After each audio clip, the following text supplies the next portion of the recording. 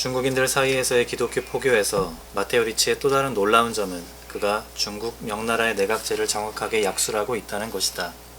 명대 중국 내각제는 황제가 임명한 내각 강요들로 구성된 내각의 고유권한, 내각권 또는 표의 의정권에 의해 황제권을 제한해 무의이치를 실현하는 절묘한 헌정제도, 즉 제한군주정을 구현하는 정부제도다.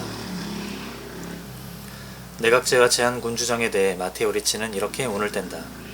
우리가 중국의 통치 형태가 군주제라고 이미 말했을지라도 그것이 얼마간 귀족정이라는 것이 말한 것으로부터 분명하지 않을 수 없고 앞으로 기술하는 내용에 의해 더 분명해질 것이다. 행정관들에 의해 기한되는 모든 법규들이 황제에게 제출된 제가신청서에 글을 씀으로써 황제에 의해 확인될지라도 황제 자신은 행정관들에게 자문하거나 이들의 조언을 고려하지 않는다면 중요한 국사의 최종 결정을 내리지 못한다.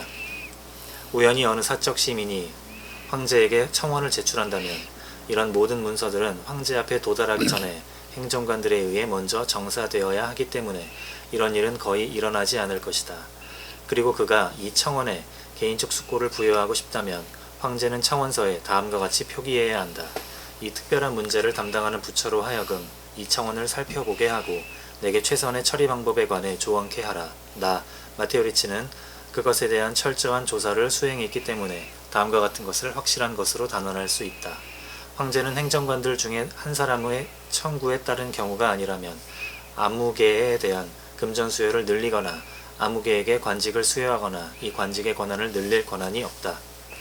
여기서 황제 자신이 자문하거나 조언을 고려해야 하는 행정관은 내각의 강로, 내각대학사를 말한다. 그런데 마테오 리치는 중국의 내각제적 제한군주정을 서양 정치철학의 어법으로 귀족정이라고 잘못 부르고 있다.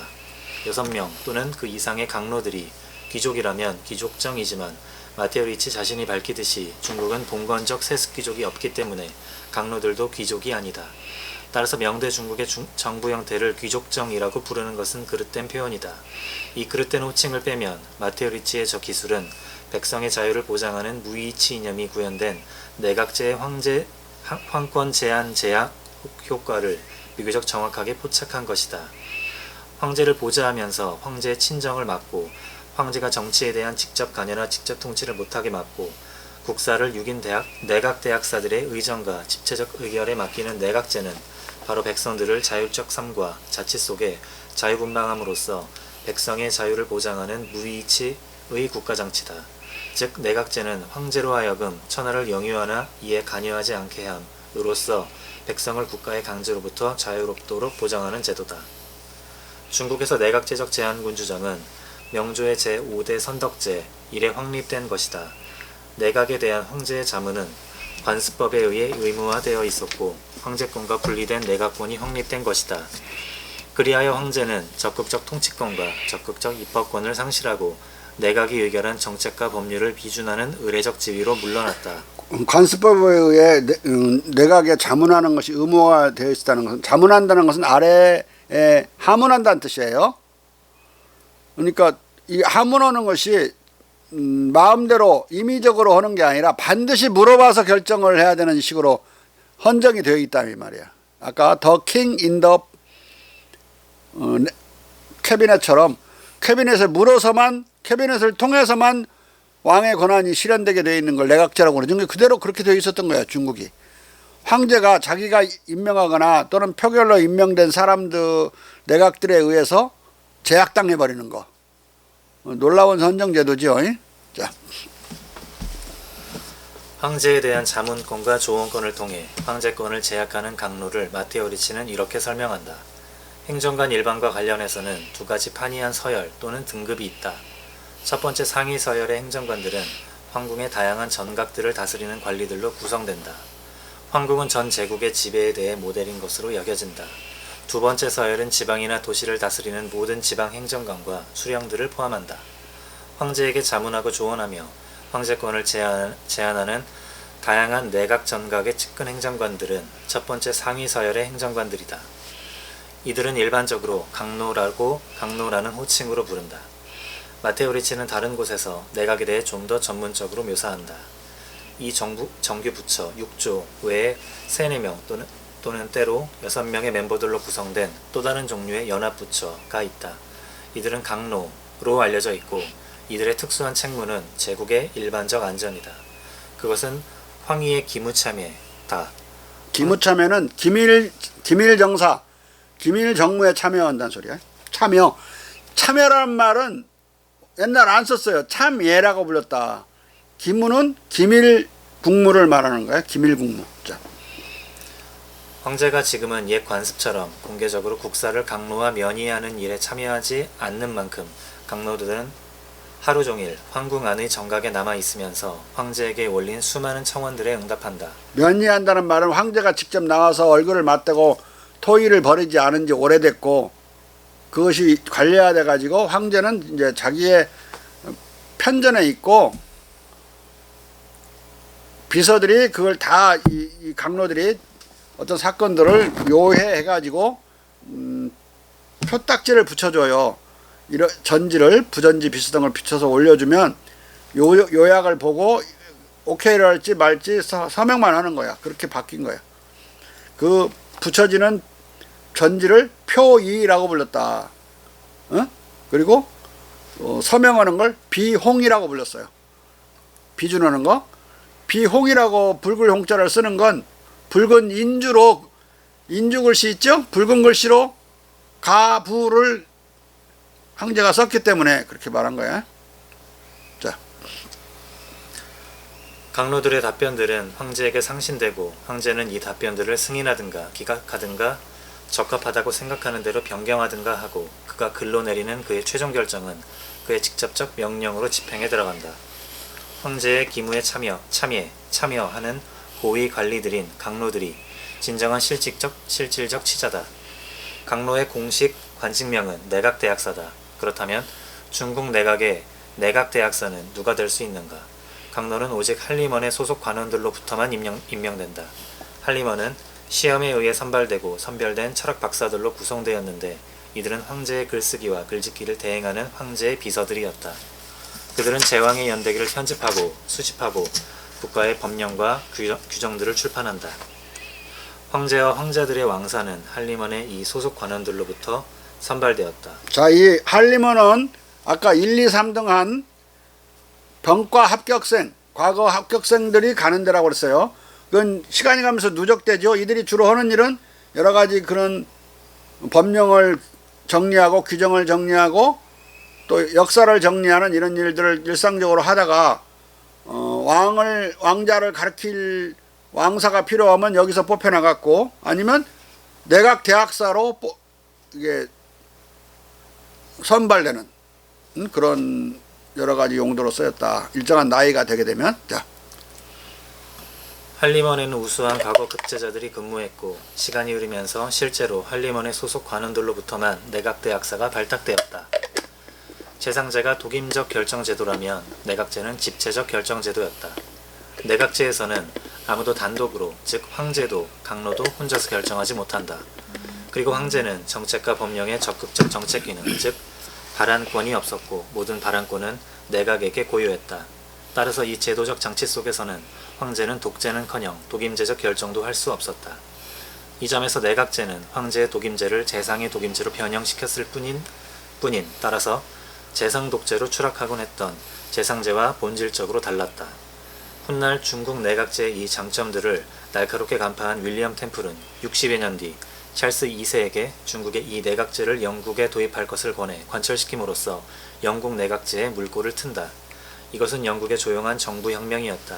세계적 차원에서 내각제의 확산을 불러온 영국의 이 조용한 세계사적 혁명은 1615년 마테오 리치와 트리고에 중국인들 사이에서의 기독교 포교가 이미 준비한 것이다.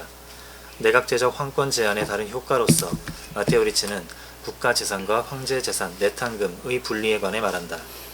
하지만 여기 관직과 금전 수여에 관한 황제의 권한 부재로부터 황제가 그 자신의 권위로 황족들에게 상을 줄 수 없다는 결론을 도출해서는 아니 된다. 이것은 자주 있는 일이다. 자기 친구들에게 사적 소득에서 도움을 주는 것은 고래의 관습이지만 이 상은 공적 재산으로 등록되어서는 아니 된다. 황제가 내린 이런 종류의 선물은 황제의 사유재산에서 끌어오지 공적 기금에서 인출되지 않는다. 명대 중국에서 황제의 사유재산으로서의 내탕과 호부 가날의 국가재산은 이미 이렇게 엄격히 분리되어 있었다. 황제는 국유재산을 사적으로 손댈 수 없었던 것이다. 중국 황제의 내탕과 국유재산의 구분은 훗날 마르티니도 반복해서 확인해준다. 푸펜도르프는 마르티니의 중국기를 인용하며 중국의 이 모델에 따라 유럽에서도 국가재정과 왕실재정의 분리를 주장한다. 국가재정과 왕실 재정의 분리가 근대화되는 중요한 엘리멘트인 것은 분명하거든요. 중국이 먼저 이걸 했고 서양이 이걸 나중에 받아들이게 돼요. 그런데 일본 놈들이 갑오개혁이라는 명분 하에서 원래 나눠져 있는 고종의 내탕을 내수사지요. 그 관청 이름은 돈 이름은 내탕이고 그 관청은 내수사인데 내수사를 국내부로 바꿔요. 그리고 국내부를 호부에 종속시켜버려. 호부가 나라로 집어넣는다고. 그 말은 그 호부 판사가 왕의 내탕을 들여다볼 수 있게 된 거예요. 그 말은 호부는 친일 내각이니까 친일 내각에 있는 장관이 일본 놈이 고종의 내탕을 들여다보도록 바꾼 게 갑오개혁이야. 그게 근대화의 이름으로 그야말로 개소리를 하고 있는 거죠. 이미 근대화되어 있는 나라에 대해서 내탕과 국유재산이 분리되어 있는 나라에서 그것을 하나로 통합시켜 놓고 이름만 바꿔서 내수사를 없애버리고 국내부로 바꿔갖고 통합시켜 놓고 그것을 저기들이 들여다보면서 조물딱조물딱 하려고 왕을 꼼짝 못하게 하려고 제도를 만든 것이 개혁이래야. 그 개혁이라고 하는 그 개소리를 이 친일 괴뢰 내각하고 일본 놈만 쓰단 말이야. 그것을 우리 국사학자들이 막 퍼뜨려 개혁이라고. 어? 그러니까 내가 국사학자들 다 나래비 세워서 쏘아 죽여야 된다고 그러지. 응? 완전히 다 친일파들이야. 이 선생이라는 자식들이 다. 뜻도 몰라. 무슨 이게 분리되는 것이 어디서 왔는지를. 마치 이게 합체되어 있었던 것처럼 우리나라 조선 500년이. 중국제도와 한국제도는 뭐 90%가 같기 때문에 우리도 완전히 분류되어 있었고 내수사와 호부는 가끔씩 영조 때나 정조 때도 서로 다투었다. 그거 관리를 왜냐면 내수사에서 돈 모자라면 막 갖다 써버리고 막 그러니까 호부 판서는 못오게 막 막고 그런 갈등이 크고 작은 갈등이 있어 온 것이 현실이야. 갈등이 있으려면 분리된 것이 전제돼야만 갈등이 있지 무슨 하나라면 갈등이 있을 수가 있어? 자. 왕실의 내탕금과 정부의 예산이 분리되어 있기는 조선도 중국과 마찬가지였다. 푸펜도르프는 유럽에서 황실 재정과 국가 재정의 분리의 정당성을 이역만리 떨어진 중국에서 구했다. 22년 동안 중국에 산 포르투갈 예수회 소속 가톨릭 신부 세메도는 1643년 로마에서 출판한 중국 제국기에서 중국의 비세습적 학자 관리, 즉 신사를 설명한다.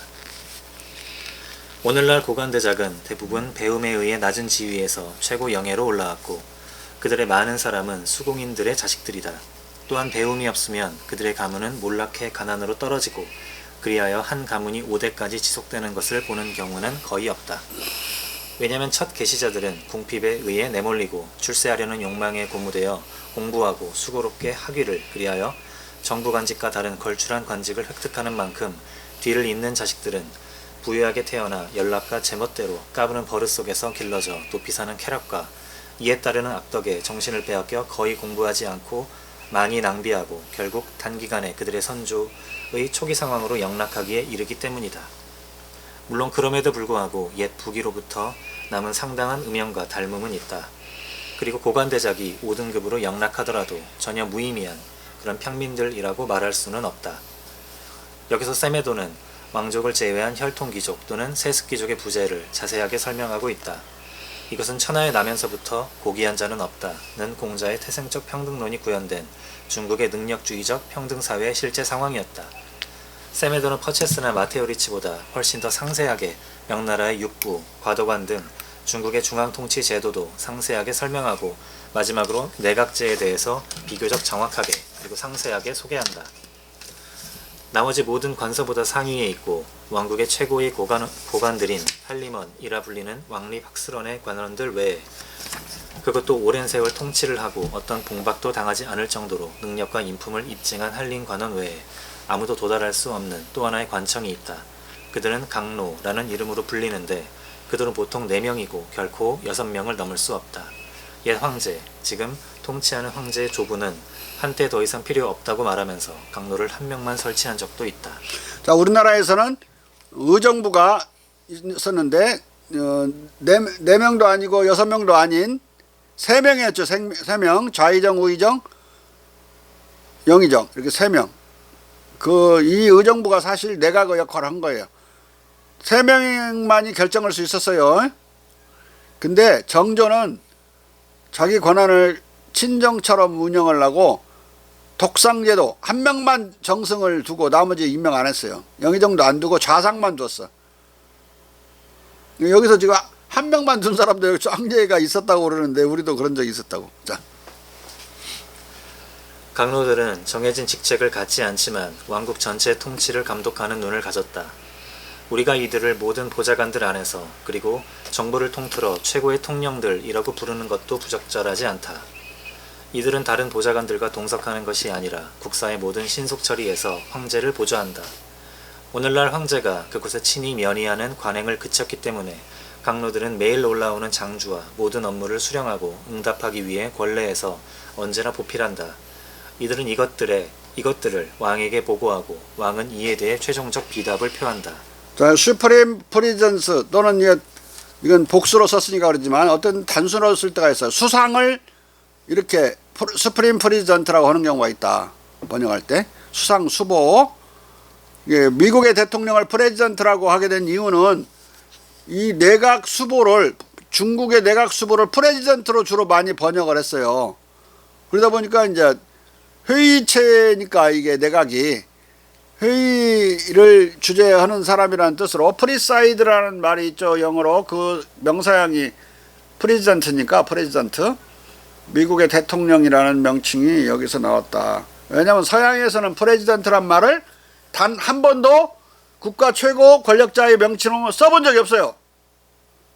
2000년 역사 속에. 근데 갑자기 미국의 대통령이 프레지던트가 등장한 거야. 이것은 이 책에서 자꾸 중국을 이 책만이 세메도 책만이 아니야. 많은 책이 내각 수상을 중국 내각 수상을 프레지던트로 번역을 해요. 자. 세메도는 내각제의 핵에 접근했지만 아쉽게도 왕과 강노의 관계에 대해 이 정도로 말하는 것으로 그치고 있다. 왕과 내각 간의 권력 분립 상태에 대해 아는 것이 없었던 것으로 보인다. 그러나 강노의 정치적 지위와 우대에 대해서는 다른 서적에서 볼 수 없을 만큼 자세히 언급한다. 강노들은 궁정뿐만이 아니라 왕국 전체도 다스리는 궁정 최고의 총괄적 통치자들이다. 이처럼 세메도는 명대 마렵인 1641년 시점에 추적하기 힘들었을 명대의 원형 내각제의 이모저모와 강노들의 존엄성을 잘 묘사하고 있다. 세메도는 중국을 통치와 행정에서 유럽을 능가하고 교육과 사업에도 유럽을 적잖이 능가한다고 보았다. 그리고 종합적으로 중국의 문명 수준이 유럽에 그것을 앞지르고 있음을 부정하지 않은 것이다. 세메도의 중국 제국기는 이탈리아어로 쓰였으나 여러 나라 언어로 번역되어 유럽에서 널리 읽혔다. 어떤 이유에서인지 이탈리아어로 쓰여 1640년 탈고된 이 책은 이탈리아어 판보다 스페인어 번역판이 먼저 나왔다. 그리고 1645년에는 불역판도 나왔다. 영역판은 1655년 The History of the Great and Renowned Monarchy of China 라는 제목으로 출판되어 영국에서 널리 보급되었다. 앞서 시사했듯이 밀턴은 세메도의 책을 어떤 언어로든 분명 읽었을 것이다. 자, 이 사람은 언어의 천재였기 때문에 어떤 식으로도 읽었는데 영어로 번역된 게 1655년이니까 청교도 정부가 들어섰을 때 번역된 거죠. 청교도 혁명 정부는 10년간 유지가 되는데 1660년 무너졌다. 그러면 1650년부터 60년 사이에 번역됐다는 이야기는 청교도 혁명 정부 하에서 번역된 거야. 자. 그리고 밀턴이 직접 언급한 마르티니는 중국기에서 서경, 하서, 오자지가의 민유 방법론과 태강 황제 방벌 사건을 소개하고 있다. 예, 민유 방법론으로부터 이제 국민국가라는 국가 개념이 나오게 돼요. 이것은 여기서 내가 논하고 있지는 않지만 다음에 나올 책에서 내가 정확히 그걸 논하게 된다. 즉 드트라시가 국가는 좋은 국가와 나쁜 국가로 두 개로 나뉠 뿐이고, 좋은 국가는 국민국가고 나쁜 국가는 국민국가 아닌 거다. 국민국가와 특수국가로 나눠요. 특수이익을 뒷받침하고 떠받드는 국가가 특수국가고, 국민의 일반 이익을 떠받드는 국가가 국민국가다. 우리 국민국가 알죠? 내셔널 스테이트. 여기 민유 방법론인 서경으로부터 국민국가라고 하는 근대국가 개념이 나온 거야. 자, 마르티니는 오자지가를 소개하기 전에 시가에 이런 설명을 달고 있다. 태강 황제가 그의 악덕으로 인해 퇴위를 당하자마자 그와 함께 그의 5 아우들이 유배되었을 때 이 아우들이 태강 황제에게 말했다. 태강 황제의 방벌을 이렇게 언급하고 나서 마르티니는 첫째 동생의 시문을 이렇게 번역하고 있다. 첫째 동생, 우리 조상 우임금에 의해 이런 법이 다스리는 자에게 규정되었다네. 다스리는 자는 백성을 사랑해야 하고 업신여기거나 억누르지 말아야 한다. 백성은 나라의 뿌리이기 때문이다. 그 전체 백성은 나라가 뿌리다. 이게 민유 방본이라는 말이야. 그 말을 이렇게 뿌리라고, 더 루트라고 번역했어요, 영어로. 라틴어로 나디챔이라고. 그 전체적 항구성과 강력성 위에 나라의 안정성은 기초에 있다. 남들을 다스리는 자는 전차를 모는 전사를 닮았다네. 그러나 썩은 마구로 6마리 말을 모으는 자가 조심스럽게 행동하지 않는다. 이 부적절한 번역문은 원문과 내용적으로 많이 다르다. 하지만 마르티니는 태강 황제 방벌의 역사적 사실과 민유 방법론의 핵심 논지를 나름대로 정확하게 전하고 있다. 특기할 만한 것은 백성은 나라의 근본이니 근본이 공고하면 나라가 강령하다는 구절을 백성은 나라의 뿌리이고 그 전체적 항구성과 강력성 위에 나라의 안정성은 기초에 있다고 옮기고 있는 점이다. 밀턴은 마르티니의 중국기 출판이 예고된 때부터 이 책을 알고 있었으므로 분명 이 책을 읽었을 것이고, 이 민본주의 시가와 이 방벌 사건에 담긴 민본주의 사상과 중국의 혁명 역사를 당시에 이미 잘 알고 있었을 것이다. 근데 이 지금 민유 방법과 관련된 이 시가가 불려지는 컨텍스트를, 혁명적인 분위기죠. 컨텍스트를 잘 알고 있었다는 이야기는 무슨 말이냐면, 영국에 적용하면 왕도 목을 칠 수 있고 쫓아낼 수 있다, 추방할 수 있다는 이야기가 되는 거예요. 왜? 백성의 이름으로. 이게 엄청나게 혁명적인 사상이죠. 근데 이것을 그리스 플라톤, 아리스토텔레스 철학, 정치 철학서나 성경책으로는 정당화할 수가 없어요. 그러니까 이게 곤란한 지경에 빠진 거야, 밀턴이. 지금 자기들이 저지른 사건과 관련해서는 중국말하고 딱 맞아 떨어지고 중국말 기화로 해서 일어난 일인데 그걸 정당화할 수 없으니까 성경책을 가지고 끌어댈 때는 성경책을 변조하고, 성경책은 반대로 써져 있거든. 또 아리스토텔레스, 플라톤 할 때도 변조하고, 끝까지 읽어보면 반대말이에요. 내가 나중에 보여줄 거야. 자, 훗날 존 로크도 마르티니의 이 중국기를 탐독했고 청년들에게 이 책을 권장 도서로 소개하기도 했다. 중국의 자유평등 문화에 대한 퍼체스, 마테오 리치, 세메도 등의 보고를 바탕으로 17세기 초 영국과 대륙에서는 중국과 유럽의 자유와 평등에 대한 비교 연구들이 줄지어 나오기 시작했다. 첫 번째 비교 연구는 앞서 시사했듯이 로버트 버튼의 1621년 우울증의 해부다. 그는 이 책에서 퍼체스와 마테오 리치가 기술한 중국 과거시험, 정치, 행정제도를 높이 평가하고 유럽의 문화를 비판했다. 우울증의 해부는 1621년에 처음 출판된 이래 1628, 32, 38, 39, 51, 52, 60, 76년까지 재판이 거듭되었다. 엄청 많이 받은 책이죠. 여기서 중국을 기가 막히게 칭찬을 해요. 정치적으로 뛰어난 우월성을. 자, 이 책에서 그는 중국의 능력주의적, 비세습적 고기성과 유럽 출생 귀족의 방탕한 호전적 고기성을 이렇게 대비시킨다. 대비시킨다. 빗자 빠졌어요. 권장 도서. 중국인들은 동일한 관습, 즉 그들 사이에 출생에 의한 귀족이 없는 것을 준수하고, 그들은 철학자와 박사들 중에 치자를 선발한다. 그들의 정치적 고관 대작들은 덕스런 고귀한 사람들로부터 발탁된다. 고기성은 옛 이스라엘에서처럼 직무로부터 나오지 출생으로부터 나오지 않는다. 그리고 그들의 관직은 전시와 평시에 나라를 지키고 다스리는 것이지 너무 많은 자들이 그렇듯이 습격하고 사냥하고 먹고 마시고 게임하기만 하는 것이 아니다. 그들의 노야, 즉 만다린, 신사, 선비, 학위자들, 품성 함양에 의해 스스로를 높인 자들만이 나라를 다스리기에 적합한 것으로 생각되는 중국 사회의 귀족들일 뿐이다. 버튼은 중국인들이 출생에 의한 귀족이 없는 것을 동일한 관습으로 준수하고 치자와 관리들을 출생으로부터 나오는 세습 귀족들로부터가 아니라 품성 함양에 의해 스스로를 높인 학자들로부터 뽑는다고 찬양하고 있다.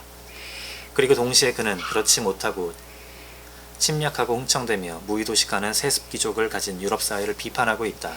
뒤에 습격하고 사냥하고 먹고 처마시고 게임하는 이건 유럽의 귀족들을 비판한 거예요. 근데 그 말을 하지 않고 암암리에만 비판하고 있는 거라고. 자. 너무 많은 자들이 그렇듯이 습격하고 사냥하고 먹고 마시고 도박만 하는 사회는 바로 유럽의 세습 귀족 사회를 두고 하는 말이기 때문이다. 그리고 버튼은 품성 함양에 의해 스스로를 높인 자들만이 나라를 다스리기에 적합한 것으로 생각되는 중국 사회에서라면 아무도 자신의 출생을 부끄러워할 필요가 없다고 확언한다. 스스로를 높인 자들, 품성함양으로 자기를 고귀하게 만든 자들, 여러분들처럼 공부하는 사람들이에요. 공부하면서 참고 견디고 그래서 인내심을 갖추고 그러는 거. 그렇다면 달리 가치 있는 사람들은 누구나 왜 자기의 출생을 부끄러워해야 하겠는가? 왜 그가 고귀한 후세를 남기는 사람이 아니라 고귀한 조상을 가진 사람을 존경해야 하겠는가? 아니, 왜 더 이상 떠오는 태양을 주로 찬미하지 않겠는가? 떠오냐, 떠오르자가 빠졌네. 그리고 내가 선량하면서 나의 조상들보다 우수하다고 말하는 것, 즉 자기의 출생보다 자기의 덕성을 더 자랑으로 삼는 것이 얼마나 훨씬 더 좋을까? 버튼의 요지는 자기의 출신보다 덕성을 자랑스러워하는 것이 훨씬 더 낫다는 말이다. 이것은 버튼이 중국 통치 제도에 대한 우리나라 같은 이런 분위기에서는 우리 집에 옛날 금송아지가 있었네, 우리 아버지가 뭐 했네 이런 거 해가지고는 사람들이 비웃죠, 속으로. 특히 지금 젊은이들 사이에서는 자기 아버지가 뭐 했다는 소리 했다가 맞아 죽어요. 왕따 당해. 예? 그 엄마 아빠 자랑을 못해요. 일체. 우리 때보다 훨씬 심해진 것 같아. 예? 자. 이것은 버튼이 중국 통치 제도에 대한 퍼체스와 마테오 리치의 책들을 바탕으로 중국 신사제도와 평등사회에 보내는 아낌없는 찬사이자 영국과 유럽의 세습 귀족 사회에 대한 준열한 비판이다. 버튼의 이 중국 찬양과 유럽 비판은 퍼체스보다 마테오 리치에 더 근거해 있다.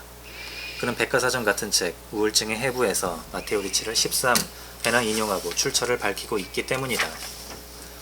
유럽 최초로 공자를 공개적으로 예찬하고 나선 유럽 철학자 라모트 르베에는 1642년에 출간한 저서 이교도들의 덕성에 관하여의 제2부에 공자 중국의 소크라테스에 관하여 라는 절에서 트리고와 마테오 리치가 준 정보에 따라 중국 제국이 철인치자가 다스리는 나라임을 확신하고 이를 아주 특이한 점으로 묘사한다.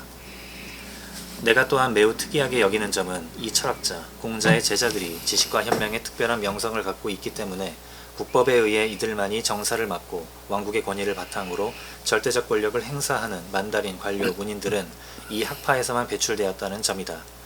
군대의 통솔에 있어서도 다른 모든 학파들은 이 공자 학파보다 열등하기 때문에 명령을 내리는 사람들은 이 학파의 철학자들이며 모든 부대에서 이들의 처분을 영예롭게 실행한다. 확실히 지배권을 철학의 손 안에 위치시키고 무력을 평화적으로 이성에 복종하게 만든 것은 공자에게 작은 영광이 아니다. 왕들에게 철학하게 하고 철학자들이 지배하게 하는 것보다 더 큰 무슨 행운을 도대체 바랄 수 있을 것인가? 이 라모트 르베에는 내가 여러 번 이야기했듯이 루이 14세의 왕사라고 그랬죠. 대단히 영향력 있는 사람이에요. 루이 14세가 대단히 친중국적인 사람이었고 중앙집권주의를 강력하게 밀어붙이면서 프랑스의 지방귀족들을 무력화시킨다. 에? 자. 이런 보기 드문 정신은 중국 안에 이 두 가지 지복을 결합시켜야 한다. 공자의 덕목으로 최고 주권자 자신도 그의 가르침에 맞지 않는 어떤 명령도 내리지 않고 왕국의 모든 관리들과 마찬가지로 모든 치자들이 반드시 공자의 제자들이기 때문에 이 아주 커다란 제국을 지배하는 사람들은 철학자들밖에 없다고 말할 수 있다. 세습귀족이나 소피아, 지혜를 제일로 치는 플라톤의 철학자가 아니라 인덕의 도덕 철학을 제일로 치는 철학자들이 다스린다는 말은 중국이 세습귀족이 없는 평등사회라는 것을 함의한다. 이런저런 약간의 오해를 제외하면 그는 대체로 중국과 공자 제자들의 정치적 역할에 대한 개념적 이해에서 고든 길을 따라가고 있다. 라모트 르베에는 이어서 역시 트리고의 기술에 근거해 중국의 역사에서 유자들이 국가와 임금을 위해 필요하면 목숨을 초계와 같이 버리는 애국심과 충성을 발휘하는 가운데 군인들보다 더 고귀한 용기를 보여왔고 또 이것이 공자의 가르침에 기초한 것이라는 점을 밝힌다. 또한 그는 이것을 두고 중국과 일본을 비교한다. 일본은 선비가 아니라 무사가 권력을 쥐고 있다는 것이다. 이제 사무라이가 쥐고 있다. 이걸 이미 이 시대에 알아버렸어. 조선과 중국의 차이, 조선과 일본의 차이, 중국과 일본의 차이를 알고 있는 거예요. 유교 사회와 아닌 사회. 예? 부세 문화와 카레 문화를 구분하고 있어요 지금. 자. 일본 사람들은 사납고 아주 전투적인 기질 때문에 자신들이 처한 모든 상황에서 토의나 이성보다는 무력을 더 사용하고 평화적 수단보다는 군사적 행동을 더 선호했다. 라모트 르베의 이 평화주의적 중국 이해와 호전적 일본에 대한 그의 폄하는 마테오 리치와 핀토 등의 중국 보고에 의거한 것이다. 이와 같이 포르투갈 무명시 페레이라, 크루즈, 라다, 에스칼란테 등에 이어 멘도자, 발리냐뇨와 산데, 퍼체스, 마테오 리치, 세메도, 마르티니 등은 밀턴의 왕과 치자의 제인권이 처음 출판되었다가 개정되어 재출판되는 1649년에서 50년 시점까지 또는 영국 국민의 제1, 2방어와 자유공화국의 확립으로 가는 준비된 길, 이 출판되는 시점까지 중국의 자유평등 폭군 방벌의 문화와 인유방법론을 유럽에 전하는 각종 중국 보고서를 출판했고 버튼, 라모트 르베에 등은 이를 바탕으로 중국 제국의 자유평등 철학과 정치제도를 예찬하고 중국과 유럽을 비교 연구하는 연구서들을 출판했다. 따라서 밀턴은 틀림없이 공시적 관점에서 유교적 자유평등 문화와 폭군 방벌 사상에 젖어들었을 것이다. 더구나 일찍이 유교문화를 몰래 수용한 녹스, 뷰케난, 벨라르는 수아레즈 등의 선행이론도 밀턴의 정치사상의 통시적 관점에서 강력한 영향을 미쳤다. 이 선행이론들은 그의 자유평등 폭군 방벌, 공화국론 안에서 처음부터 끝까지 보이지 않는 손 노릇을 하고 있다. 따라서 밀턴의 자연적 자유평등론과 폭군 방벌론은 반드시 이 공시적, 통시적 관점의 두 영향에 대한 충분한 인정을 전제로 해야만 제대로 독해될 수 있는 것이다.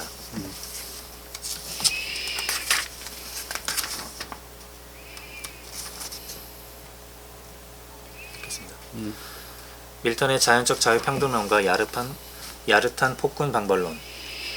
밀턴의 왕과 치자들의 제인권은 1648년과 1649년에 처음 공간되고 1650년에 최종 손질되어 다시 출판된 책이다. 밀턴은 왕과 치자들의 제인권의 서두에서 기독교 신학으로는 이해할 수 없는 자유론을 개진한다. 밀턴은 이중적 폭정, 즉 외부로부터 온 관습의 폭정과 내부의 맹목적 감정의 폭정 또는 인간들이 스스로를 다스리는 내면의 사악한 지배를 거론하면서 진정으로 선한 인간들 외에 아무도 자유를 충심으로 사랑할 수 없고 나머지 인간들은 자유가 아니라 방종을 사랑하는 것이라고 단언한다. 인간의 원죄가 예수의 대속으로 사해졌다는 논란 많은 일부 개신교 교리를 제쳐놓을 때 기독교 교리에 의하면 모든 인간은 원죄에 의해 성악하고 본성적으로 죄인이다. 따라서 인간이라면 아무도 선한 인간일 수 없으므로 아무도 자유를 충심으로 사랑할 수 없고 방종을 사랑할 뿐이다. 따라서 밀턴의 저 명제가 모든 인간에게 적용될 수 있는 어떤 일반적 의미를 가지려면 기독교의 원죄론적 성악설을 버리고 공맹의 본성론적 성선설을 받아들이는 것을 전제로 해야 할 것이다. 이 선인 자유론도 그렇지만 이것에 바로 이어지는 그의 자연적 자유평등론은 더욱 기독교 교리로도 그리스 로마 철학으로도 이해할 수 없는 논변이다. 그는 출처에 대한 아무런 전제적 논의나 아무런 논증적 도출도 없이 그야말로 무단으로 무단으로 인간의 자연 본성적 자유평등론을 피력한다.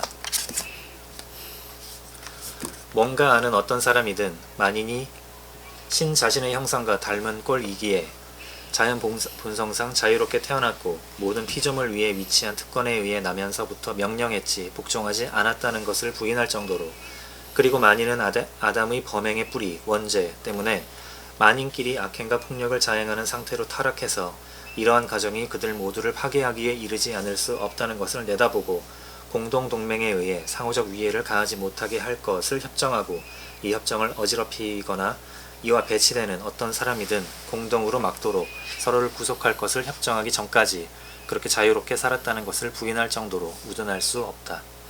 이 협정으로부터 도시, 도성, 나라가 생겼다.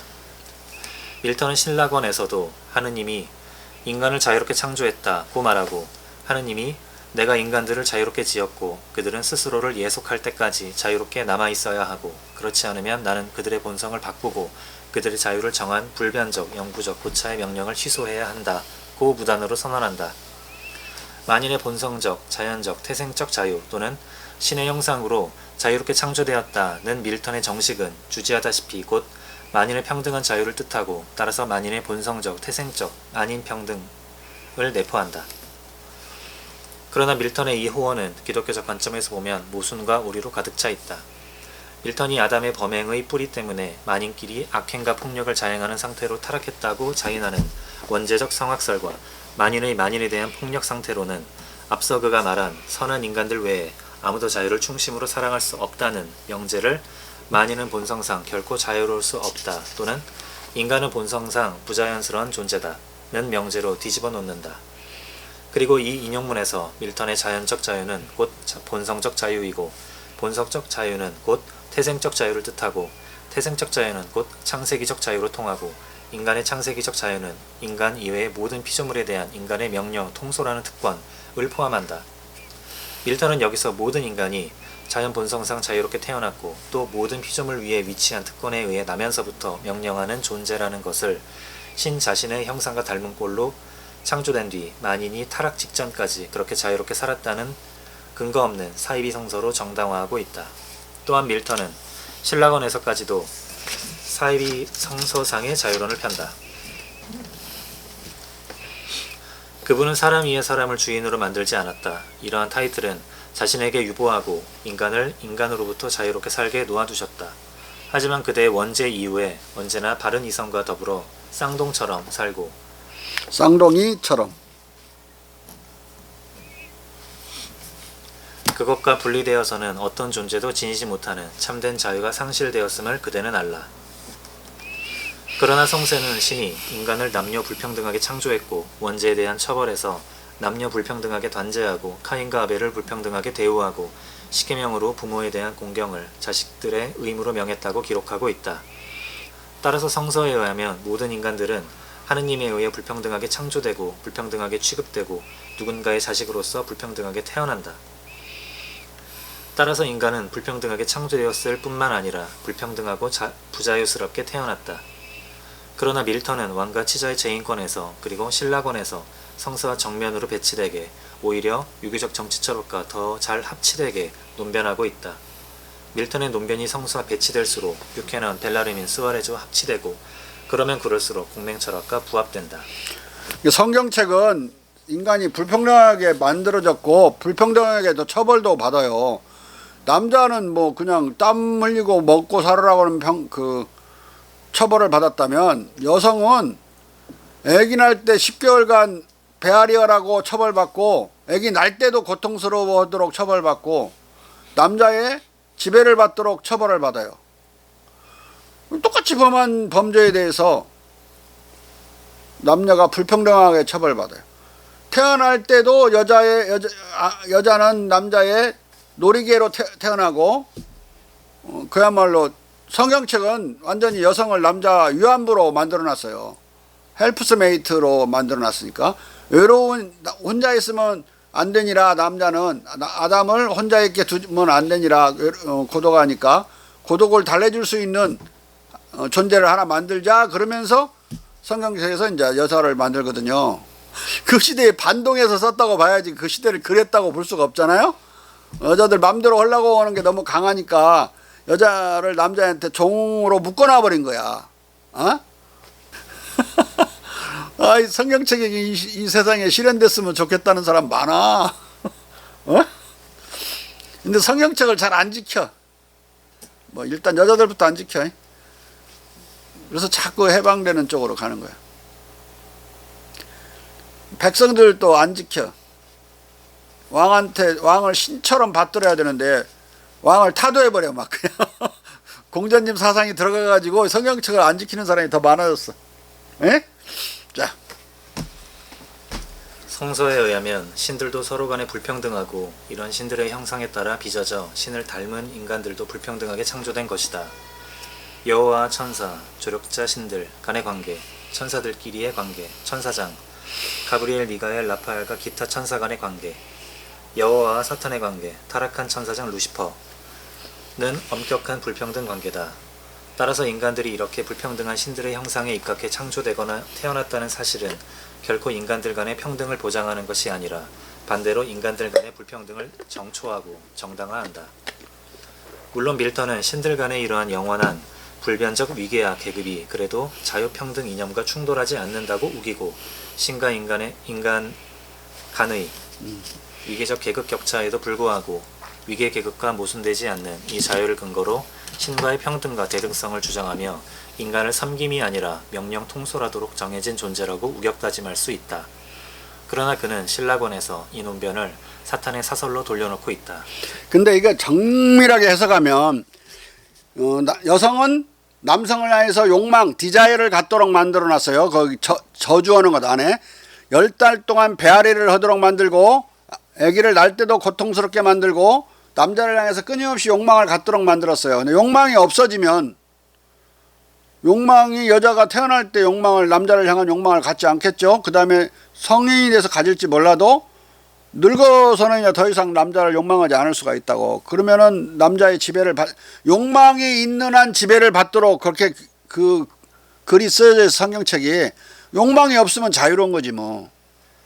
그러니까 조건부야. 욕망이 있는 조건에서만 지배를 받도록 되어 있으니까 욕망이 없으면 자유로워진다 이렇게 해석을 할 수도 있어요. 남녀 불평등을 너무 절대적으로 볼 수가 없다. 자, 사탄은 성자에게 말한다. 너희들은 너희의 목을 굽히고 나긋한 무릎을 굽힐 것을 택할래? 내가 바로 안다고 믿는다면 또는 너희가 너희들 자신을 누구에 의해서도 전에 소유된 적이 없는 하늘의 원주민, 하늘의 아들로 안다면 모두가 평등하지 않아도 자유롭다면, 평등하게 자유롭다면 너희들은 그러지 않을 것이다. 왜냐하면 신분서열과 계급은 자유와 충돌하지 않고 잘 부합되기 때문에. 권력과 영광이 적을지라도 자유는 평등하다면 도대체 누가 권리에 의해 사는 존재들 위에, 그 여호와와 평등한 자들 위에 근거 있게 또는 똑바로 군주정을 사칭할 수 있단 말인가? 또는 법률과 칙령을 무법적으로 과오를 저지르지 않는 우리들에게 도입할 수 있겠는가? 하물며 이것 때문에 우리의 주가 되어 우리가 섬기도록 이 아니라 다스리도록 정해졌음을 나타내는 저 제왕적 명칭들의 욕되게 숭배를 찾을 수 있겠는가? 이처럼 섬기도록이 아니라 다스리도록 정해진 것은 악마이지 사람이 아니다. 이 악마가 하는 말로 바뀌어 있어. 신라권에 가면 이 말이. 근데 앞에서는 지금 인간은 지배하도록 다스리도록 태어났다고 그랬는데 뭘 뜻하냐면 특히 아담은 여자를 다스리게 되어 있고 자기가 동물을 다스리게 되어 있거든요. 동물을 지구를 지배하라 정복하라 그런 말이 나오죠. 지배하라고 그러는데 지배한다는 것은 그냥 단순히 그 여자가 남자를 다스린다 그러면은 여자를 막 죽이고 그럴 수 있는 거 아니죠. 근데 왕이나 대통령이 나라를 백성을 다스린다 그러면 죽이고 막 살리고 그럴 수 있어요. 우리나라 대통령이 사람을 죽일 수 있느냐? 죽일 수 있는 권한을 가지고 있다고. 국군 통수권이 뭔데? 국군 통수권이라는 백성 전체를 군인으로 만들 수 있는 권한이고 만들어진 군인들을 사지로 들어가도록 명령할 수 있는 권한이죠. 얼마든지 사람 죽일 수 있는 권한을 가지고 있는 거예요. 자, 그러니까 생사여탈권을 가진 지배와 생사여탈권이 없는 그냥 지시권을 구분을 한 소리야. 내 말은 내가 여러분들을 막 죽여버려도 되나? 근데 여러분들을 내가 지시할 수는 있지. 그래 안 그래? 우리 최민숙이는 말 안 들으려나? 말 안 들으면 어떻게 할 수가 없어요. 성적 나쁘게 해주는 수밖에. 그러니까 성적 나오니까 괜히 긴장했어. 그러니까 이런 걸 마이크로 저스티스라 해서 미시사법이라고 그래. 작은 처벌권을 가지고 있어도 생사여탈권을 가지고 있지 않는 거예요. 이게 지배와 지시권을 구분하라 이 말이야. 내 말은. 자, 회사에서 누가 나를 지시한다. 그건 지시권이지 지배권이 아니에요. 자, 다음에 자, 성경책에 있는 말. 동물들을 다스리라고 그랬어요. 다스리라고 말은 그렇게 했지만은 동물을 잡아먹으라는 말을 안 했단 말이에요. 죽일 수 있는 권한을 안 줬어. 동물을 죽여서 먹을 수 있는 권한은 노아의 방주 이후에 노아와 그 자식들이 살아난 이후에 그때서 하느님이 계시로 동물을 잡아먹으라는 계시를 줘요. 성경 창세기에는 그걸 주지 않는다. 푸성기 풀만 먹으라고 그래. 풀만. 그런데 풀은 인간 아담과 이브에게만 준 게 아니라 다른 동물에게도 줘요. 풀을 먹을 수 있는 권리를. 그러니까 그 풀을 먹는 것과 관계 속에서는 아담과 이브하고 인간하고 동물이 같은 권리를 갖고 있다고. 에? 창세기를 그대로 해석하면. 그러면은 근데 동물을 다스리라고 그랬단 말이야? 그 다스린다는 의미는 여러 가지로 애매하게 쓰이지만 여기서는 잡아먹을 수가 없도록 만들어 놨기 때문에 동물들이 잘 자라도록 take care of 보살피라는 소리야. 동물을 그러니까 엄격히 따지면 창세기에서 보살피라는 말은 하느님이 하셨어도 그들을 지배하고 명령을 한 말을 한 게 아니에요. 이렇게 보면 이 밀턴이 엉터리지. 완전히 엉터리야. 에?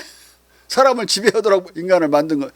그리고 지배한단 말이 다스린단 말이 결국은 남편의 지배를 받아야 된다. 이브에게 그렇게 말했지만 그것도 죽일 수 있는 권한은 아니잖아요. 그러니까 동물을 보살피는 거나 남편의 보살핌을 받아야 된다는 말이나 같은 수준에서 말하고 있다고. 절대로 생사여탈권을 주지 않았어요. 남편이 아내를 죽일 수 있는 권한을 창세기에 주지 않았다고. 그냥 지시를 받는 정도라고.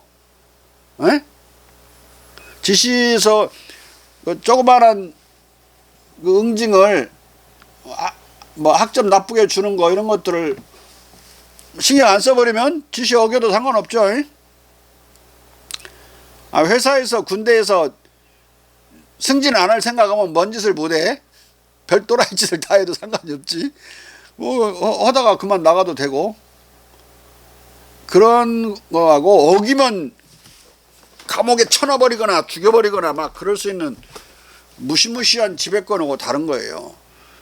국가의 권력은 생사여탈권을 반드시 쥐고 있는 것이다. 사형 선고를 내려서 집행을 할 수 없는 식으로까지 그런 사형 제도를 폐지할 수 있지만은 군대를 포기할 수는 없죠. 군대는 죽으러 가라고 명령할 수 있는 권한을 국가 원수가 가지고 있는 거예요. 근데 사형제도를 사이코패스라는 존재가 없을 때는 고매하신 기독교인들이 성직자들이 사형제도 폐지를 많이 주장했는데 사이코패스라는 존재가 의학적으로 밝혀졌단 말이에요. 사형제도 폐지에 대한 논거가 급격히 약화돼 버렸어. 예? 요새 사이코패스들 행동하는 거 보세요. 그 없애버려야지. 그 놔두면 되겠어요. 막 3명 4명 죽이고도 더 죽이지 못해서 한이다 이렇게 말하는 놈들. 예? 아유 홍콜란가 뭔가 그 사람은 사형시켜버려야 한다고 제일 속시원이 많은 게 아니라 지금 20, 30대 남자 젊은이들한테서 52%까지 지지도가 올라갔어. 홍준표가. 에? 자. 예수가 윗사람들이란 사람을 다스리는 지배자가 아니라 사람을 섬기는 노복이라고 하지 않았던가. 또 한 세대 내에 사회적 이동이 가능한 일시적 신분, 계급이라면 모를까. 영원한 불변적 신분, 계급이 자유평등과 부합될 수 있다는 주장은 이처럼 신라권에서 악마의 주장으로 나온다.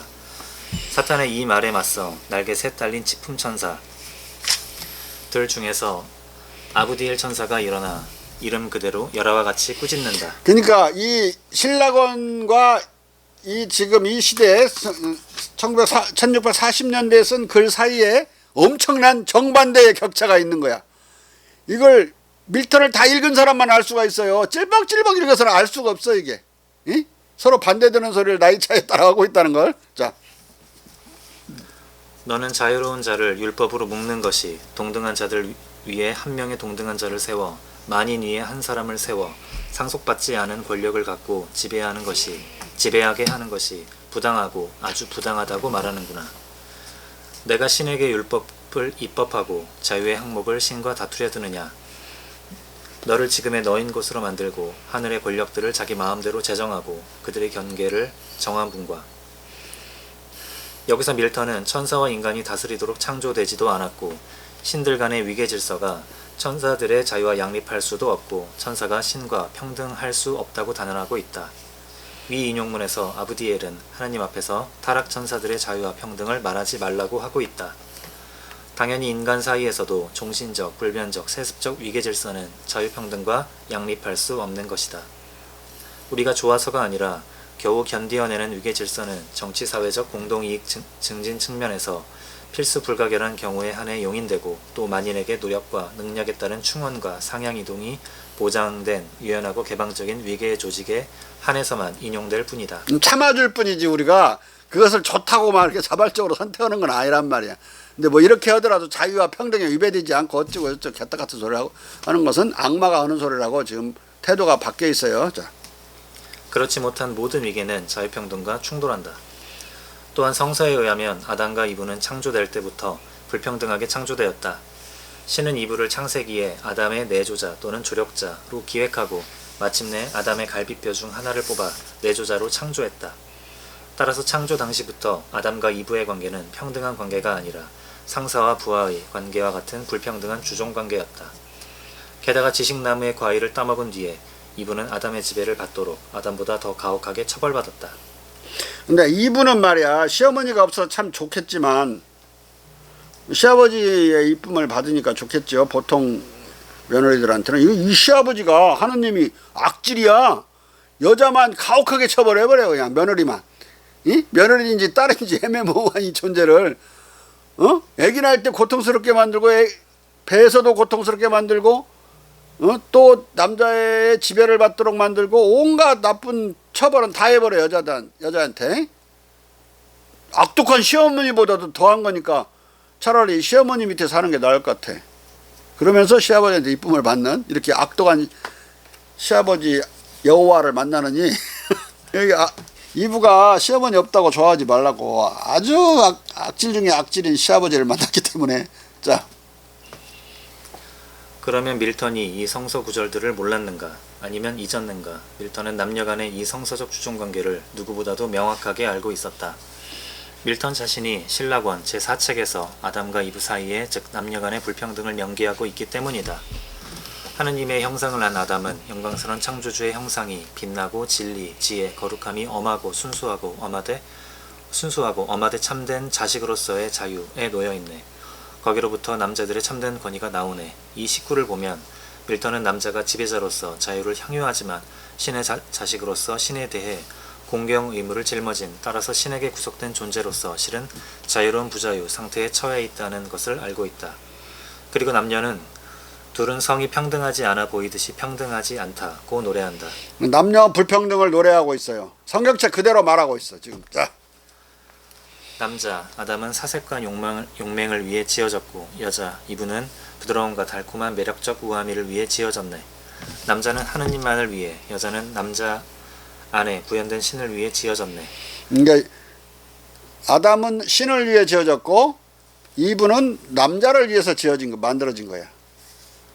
엄청난 가부장주의자죠. 성경책만큼이나 밀턴이.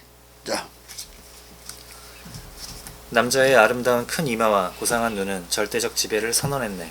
이것을 보면 남자는 신의 화신 또는 여호와의 아바타이고 여자는 이 신의 화신 아담, 절대적 지배자인 남자에 대한 숭배자다. 자, 이 불교 용어 아바타는 우리나라 사람들이 대부분 아바타를 모르고 아바타 영어만 봐가지고 남의 조정받는 사람을 아바타라고 생각해요. 그런 나쁜 뜻이 아니야. 원래 아바타는 화신이라는 말이거든요. 부처님의 화신이다 그러면 나쁜 말이야, 좋은 말이야? 엄청난 말이죠. 그런 때만 쓰는 거예요. 좋은 사람, 절대적인 선한 자의 뭐 닮은 꼴인 사람을 화신이라고 아바타라고 부르는 거라고. 원래 힌두교 용어인데 불교도 공이 쓰는 용어예요. 인도 용어죠. 뜻은 화신이라는 뜻이다. 자. 밀턴의 이 시구는 고린도 전서에 다음과 같은 말을 옮겨놓은 것이다. 남자는 신의 영광과 형상이니 그 머리를 마땅히 가리지 않거니와 여자는 남자의 영광이라. 남자가 여자로부터 만들어진 것이 아니라 여자가 남자로부터 만들어진 것이기 때문이다. 더구나 남자가 여자를 위해 만들어진 것이 아니라 여자가 남자를 위해 만들어졌다. 고린도전서 이렇게 써져 있고 머리를 마땅히 가리지 않는다 이 말은 여자는 가린다는 소리야. 이 성경책 말대로 세게 하잖아요. 그러면 아랍에 차도론이 뭐니 이런 거 뒤집어 쓰는 거야 다. 성경책에 따라서 카톨릭에서 여자들이 하얀 면사포를 쓰고 있는데 그걸 세게 해서 길게 해석하면 막 발끝까지 막 가려버리게 된다고. 성경책과 그 코란은 80%가 겹쳐요. 80%가 동일 내용으로 되어 있다고. 20%만 달라. 자. 따라서 밀턴 자신이 남녀가 불평등하게 창조된 성서 내용을 잘 알고 있었다. 그러므로 우리는 그가 정적들과의 논쟁에서 이기기 위해 인간들의 자연적, 태생적 부자유와 불평등을 말하는 여러 성서 구절들을 고의로 제쳐두거나 모르는 체하고 만인이 신 자신의 형상과 닮은 꼴이기에 자연 본성상 자유롭게 태어났다고 우격다짐, 경강부회한 것으로 볼 수밖에 이게 없다. 지금 따오표 속에 들은 말은 그 사람이 지금 하고 있는 말인데 현재 논쟁에서 만인이 다 평등하게 태어났고 개떡이나 자유롭게 태어났. 여자는 지금 싹 빼버리고 있는 거죠. 예? 얼마나 이게 비양심적이고 반양심적인 논전이야. 누가 상대방이 승복하겠어요? 다 성경책 다 알고 있는데 서로 종파가 다를 뿐이지. 자. 성서는 여성에 대한 남성의 생사 여탈권까지 남성에 인정하지는 않았지만 분명한 가부장제적 남녀관계를 규정한 것이다. 그리고 밀턴은 인간이 모든 피조물 위에 위치한 특권에 의해 나면서부터 명령했지 복종하지 않았다고 하면서 동식물을 지배할 인간의 특권을 말하고 있다. 심지어 신라권에서는 동식물에 대한 절대 지배권까지 입에 담는다. 우리에게 그분은 오직 짐승, 물고기, 새에 대해서만 절대 지배권을 주셨다. 하사를 통해 우리는 이 권리를 보유한다. 그러나 성경에 의하면 인간은 태생적으로 모든 동식물, 모든 피조물을 명령하고 명령하는 특권적 존재가 아니다. 신은 물고기, 새, 가축, 땅과 땅 위 기어다니는 모든 것을 다스리라고 했으나 이것들 중 채소와 열매 맺는 나무만을 인간과 모든 동물들에게 공의, 먹거리로 주었다. 인간과 모든 동물에게 공의 줬어요. 공의. 자, 정확하게 읽어야 한다고 성경을. 즉 신은 인간과 동물에게 식물을 먹거리로 주었을지라도 동물은 사람의 먹거리로 주지 않았다. 따라서 동물에 대한 인간의 다스림은 생사 여탈권이 없는 단순한 보살피고 돌보는 것 또는 키우고 기르는 것이다. 동물을 죽여 잡아먹지 않으면서 다스리기만 하는 것은 동물을 명령, 통솔하는 특권이라기보다는 차라리 동물의 부모처럼 동물을 기르고 키우고 보살피고 돌볼 의무다. 신은 자신이 일으킨 대량 몰살의 홍수에서 방주로 살아남은 노아와 그 아들에게야 비로소 동물을 인간의 먹거리로 인정했다. 이때에도 인간이 동물을 돌보고 보살펴야 할 인간 창조 당시의 의무가 그대로 계승되어야 한다면 노아와 그 후손들에게 인정된 동물을 잡아먹을 권리도 꼭 필요한 경우에만 한정시켜 행사하는 최소주의 살생 원칙을 따라야 할 것이다. 따라서 이 권리는 돌보는 의무이행과 불비례로 행사될 수 없다. 이렇게 보면 밀턴이 말하는 동식물을 다스리는 인간의 반자연적 특권은 존재하지 않는다. 노아 이후에도 동식물을 돌보아야 할 인간의 생태주의적 의무는 존속하기 때문이다. 인간은 나면서부터 동식물을 명령하는 동식물 위에 위치한 특권자, 즉 절대 지배자가 아니라 동물의 보호, 양육자인 것이다. 따라서 성서에서 그리는 지구 차원에서의 인간과 동물의 관계는 절대적 주종관계가 아니라 목자와 가축 간의 양육, 순종 관계일 뿐이다. 밀턴은 열렬한 전투적 기독교인이고자 했을지라도 성서 말씀을 건성으로 읽고 엉성하게 이해한 것이다. 자, 오늘 여기까지 합시다. 근데 얼마나 엉성하게 읽고 건성으로 하는지 알겠죠? 이 기독교인이 나같이 기독교인 아닌 사람보다 못해. 에? 나 같은 나이롱 불교 환자와도 못해 성경책 읽은 게. 빠이빠이.